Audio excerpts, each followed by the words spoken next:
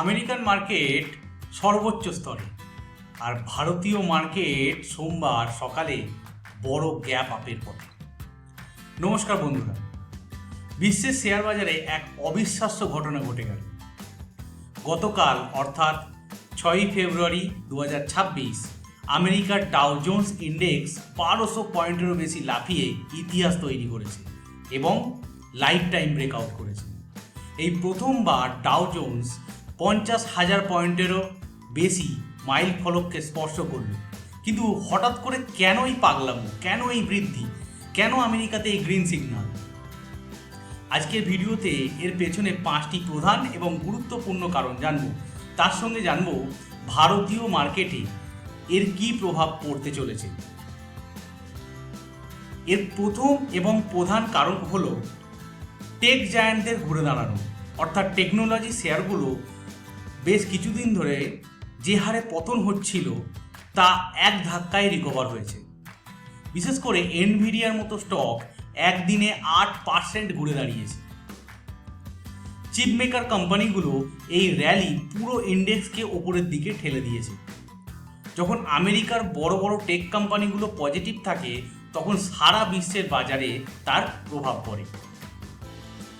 পরবর্তী কারণ হচ্ছে এআই, অর্থাৎ আর্টিফিশিয়াল ইন্টেলিজেন্স।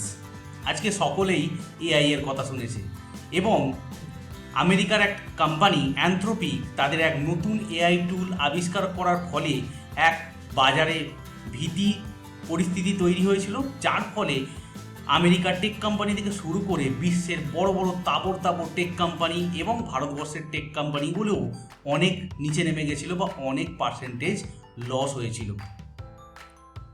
সেই টেক কোম্পানিগুলো ঘুরে দাঁড়িয়েছে এবং বড় বড় টেক কোম্পানি অর্থাৎ ফেসবুক, অর্থাৎ মেটা, মাইক্রোসফট, আমাজন, এরা সকলে মিলে এআই পরিকাঠামোর জন্য প্রায় 600 বিলিয়ন মার্কিন ডলার খরচা করবে। এই সুন্দর একটা খবর বা এই বিশাল অঙ্কের বিনিয়োগের খবর বিনিয়োগকারীদের মনে এক নতুন আশা জাগিয়েছে, যার ফলে বাজারে বাইং প্রেসার তৈরি হয়েছে।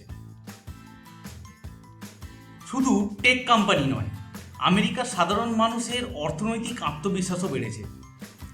কনজিউমার সেন্টিমেন্ট ইন্ডেক্স প্রত্যাশার চেয়ে অনেক ভালো আশায় বোঝা যায় যে মুদ্রাস্ফীতি বা ইনফ্লেশন নিয়ে ভীতি কমেছে।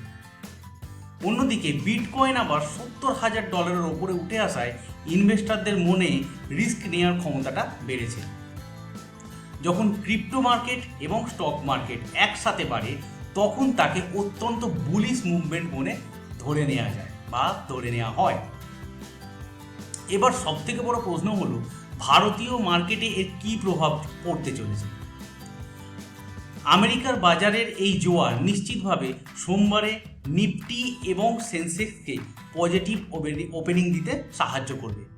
তবে মনে রাখবেন, গ্লোবাল মার্কেটে পজিটিভ থাকলেও আমাদের নিজস্ব লেভেলগুলোতে নজর রাখা খুব জরুরি।